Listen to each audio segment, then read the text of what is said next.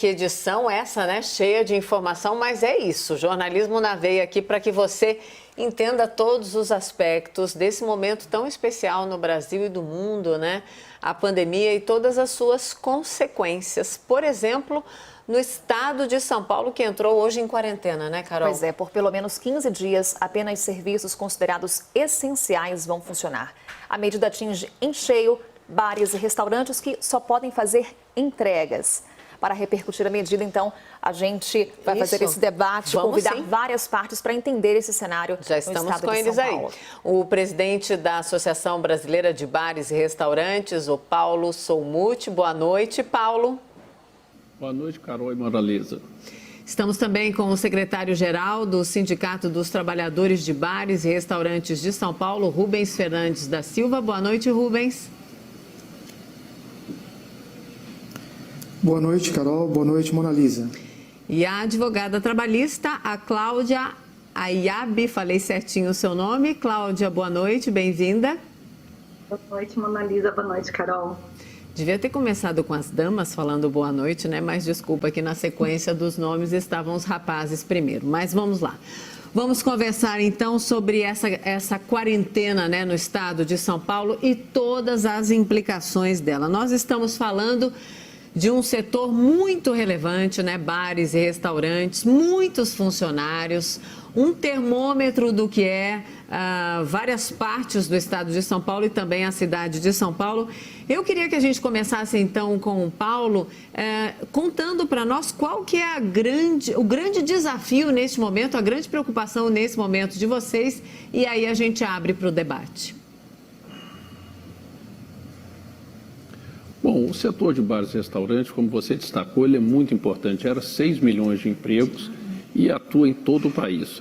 Muita foi chamada a atenção com o fechamento, né, o banimento por prefeitos e governadores, aqui em São Paulo, por exemplo. Mas a crise no nosso setor começou uma semana antes, com o povo já se resguardando, as vendas já haviam caído aí 70%, 80%, e a nossa grande preocupação e a grande demanda que levamos ao governo federal, ao presidente da República na segunda-feira, foi como manter os empregos, como pagar salários nesse ambiente de faturamento zero. E hoje, em conversa com o governo, algumas conversas, nós ficamos bastante esperançosos. Acreditamos e confiamos que nos próximos 2 dias aí deveremos ter medidas de apoio para pagamento desse salário e a retomada das atividades assim que possível. Seria uma ajuda, na hora que o senhor estava dizendo, não deu para ouvir exatamente, é um incentivo direto do governo, é isso? Isso, o governo apoiaria os setores, né, não só bares e restaurantes, mas especialmente bares e restaurantes, com apoio de pagamento de parte do salário, de maneira que a gente possa manter a força de trabalho ativa, né, que não haja desemprego em massa como já está se anunciando, e com isso, a hora que suspender a proibição de funcionamento, né, hoje no próprio pronunciamento do presidente da República, ele já alerta para uma necessidade da gente retomar o mais rápido possível, aos poucos, as atividades econômicas. E é fundamental que o emprego seja mantido para que essa retomada se dê, porque sem o emprego, sem esse apoio, não seria possível continuar a nossa atividade. Sim, pois é, a preocupação externada pelo presidente da República com relação à manutenção dos empregos. Então, chamamos o Rubens para essa conversa com a gente. Rubens, algumas medidas já foram anunciadas pelo governo. Temos a medida provisória 927, já ali flexibilizando algumas regras trabalhistas. Como é que o sindicato que trata dos trabalhadores dos bares e restaurantes analisa essas medidas? Nós antecipamos algumas medidas que tratam exatamente da Convenção Coletiva de Trabalho, que diz respeito a um período de 120 dias. Este documento foi assinado após uma negociação com o sindicato patronal no último dia 19 de março.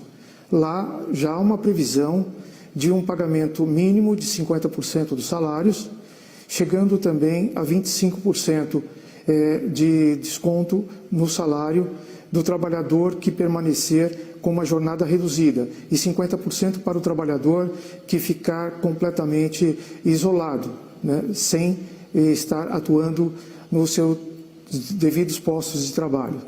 O que muito nos preocupa nessa condição é que o nosso setor tem uma condição diferenciada, que são exatamente as gorjetas. Nós entendemos que as gorjetas, elas superam inclusive o salário base. E com a paralisação, a partir desta data, de todas as atividades em bares, restaurantes, lanchonetes, churrascarias e até mesmo hotéis, nós temos uma grande preocupação, porque o trabalhador do nosso setor terá uma perda muito grande. Sim, Paulo. E para quem, óbvio, quiser participar dessa pergunta, o Rubens e a Cláudia também, vocês já estimam um número de perda de postos de trabalho, de demitidos mesmo, por causa, inclusive, da dúvida, né? Nós sabemos que a quarentena começa hoje, vai durar 15 dias no estado de São Paulo, podendo ser prorrogada. Enfim, esse número já está sendo tratado por vocês? Existe essa perspectiva? E até aproveitando, Mona Lisa, falando Sim. de demissões, mas também Nossa. restaurantes que podem amargar prejuízos e com Exato. isso fechar as portas, se já há algum tipo de levantamento. Perfeito. Primeiro, nossa orientação para todo o setor tem sido: mantenhamos a calma, porque o nosso desejo é preservar empregos e manter a atividade pronta para a retomada. Evidentemente, isso pressupõe a ajuda do governo, o governo está muito consciente disso e nós estamos convictos de que o que virá entre hoje ainda não dá mais tempo, mas já está sendo elaborado, as conversas foram muito positivas, nós vamos ter uma ajuda aí que permitirá que mantenhamos os empregados em condições semelhantes aí, ou até melhores do que as aventadas aí pelo colega do sindicato. Evidentemente, isso é um cenário de confiança nossa no governo e toda a interlocução até o momento. Em caso de não haver esse apoio, que a gente descarta hoje completamente, porque isso não faria o menor sentido para a sociedade, para o país, um setor de 6 milhões de empregos, deixar as pessoas sem ter como pagar seus alimentos, remédios. Em hipótese dessa não ajuda, o que a gente imagina, e os números são dramáticos, né? São 6 milhões de empregos nesse setor, pelo menos a metade desses empregos seriam dizimados, eliminados em 30 a 40 dias. Estudos mundiais mostram que o setor mais frágil para bancar um fechamento de atividade é o setor de bares e restaurantes. Há um grande estudo mundial que diz que o setor aguentaria no máximo 16 dias.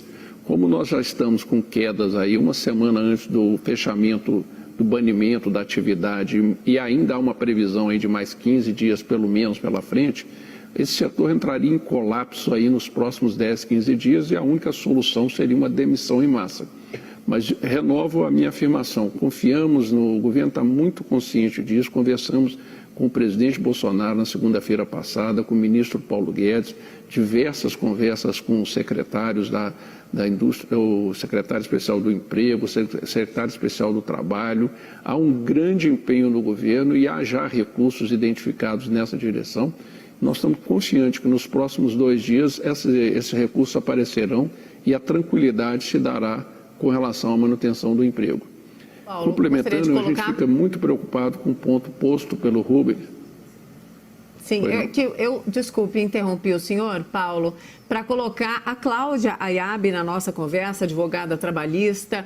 Acredito que quando a gente pensa do ponto de vista do trabalhador, as dúvidas são enormes, né? Quais são as garantias, pensando nas leis trabalhistas, para esses milhões de trabalhadores, Cláudia?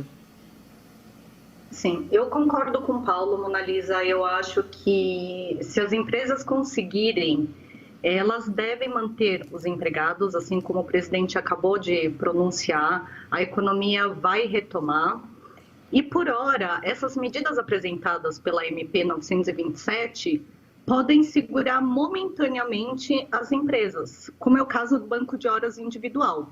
A empresa ela pode firmar direto com o garçom, com o padeiro, com o atendente, um banco de horas individual, para que nesse período de movimento fraco, em que eles só tendem a demanda através do delivery, eles possam cumprir uma carga horária reduzida.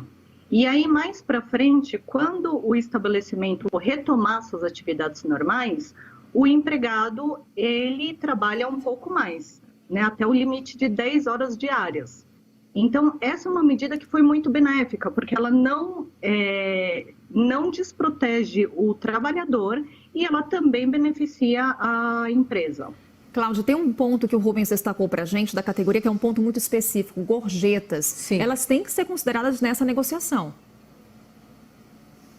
Sim, a gorjeta ela faz parte do salário, principalmente para as médias de 13º salário e férias, elas são contabilizadas para cálculo dessas verbas, então elas precisam também ser negociadas. Cláudia, mais uma pergunta para você. Bom, nós estamos fazendo aqui análises, mas o que vai acontecer de fato, ninguém sabe, né? É muito claro isso para todos. Essa é uma dúvida para qualquer governante quando a gente fala sobre os impactos da pandemia na economia, seja municipal, estadual ou federal.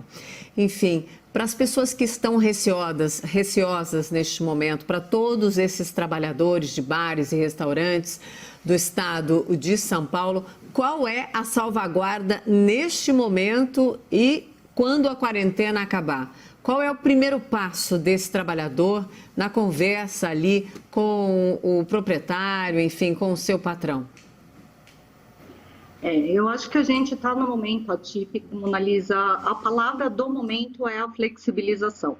O governo, com essa medida provisória, ela teve a intenção de segurar o emprego de todo mundo e não fazer as empresas quebrarem. Então, eu acho que precisa ter flexibilidade tanto do trabalhador quanto da empresa. Eu acho que as partes podem conversar para chegar num denominador comum. Não é interesse do trabalhador também quebrar o restaurante ou bar que ele trabalha.